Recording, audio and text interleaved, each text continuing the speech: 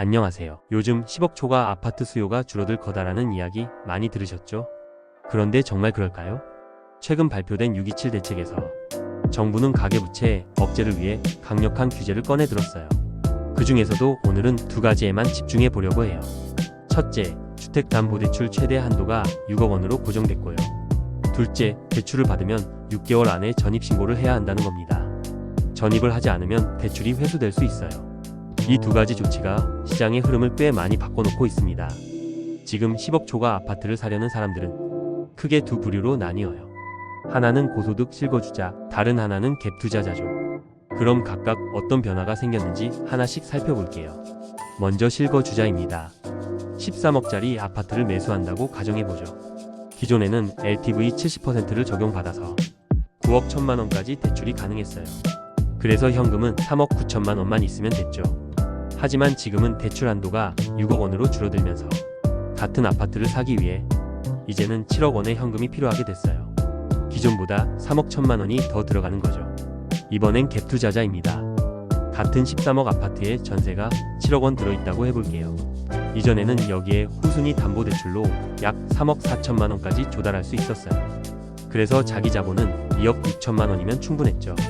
하지만 지금은 전입 요건이 생기면서 후순위 대출을 받는 게 사실상 어려워졌어요. 결국 이들도 6억 원을 자기 돈으로 넣어야 하니까 기존보다 3억 4천만 원이 더 들어가게 된 겁니다.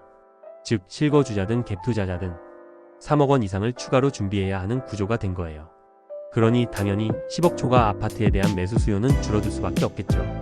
그런데 이 흐름이 계속될까요? 저는 그렇게 보진 않아요. 이건 어디까지나 일시적인 현상의 가능성이 크다고 생각해요. 먼저 고소득 실거주자부터 다시 보겠습니다.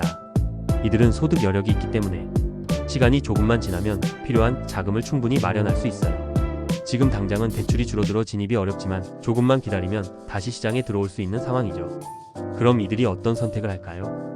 지금 대출이 덜 나온다고 해서 입지가 다소 떨어지는 10억 미만 아파트에 치열한 경쟁을 뚫고 들어가려고 할까요? 아니면 자본을 조금 더 모아서 오히려 블루오션이 된 서울 중급지 이상의 아파트에 조금 더 여유 있게 진입하려고 할까요? 저는 후자 쪽이라고 봐요.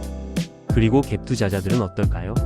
이번 대책으로 인해 투자 가능한 구간이 6에서 8억 원대로 강제로 조정됐다고 볼 수 있어요. 이제 이 가격대 아파트에 수요가 몰릴 가능성이 높아졌죠. 그렇게 되면 이 아파트들은 10억까지 빠르게 도달할 수 있어요. 그러면 기존 소유자들이 매도에 나서고 그 과정에서 자산이 불어나겠죠. 확보한 현금을 바탕으로 더 높은 급지, 즉 10억 초과 아파트로 갈아탈 수 있는 여건이 생기게 됩니다. 결국 고소득 실거주자와 자산을 늘린 기존 매도자들이 다시 10억 초과 아파트 시장으로 들어올 가능성이 충분하다는 거예요. 지금은 수요가 꺾인 것처럼 보이지만 시간이 지나면 다시 채워질 가능성이 높습니다. 지금 나타나는 건 단기적인 충격이지 수요 구조 자체가 무너진 건 아니에요. 이 점 꼭 기억해 두시면 좋겠습니다.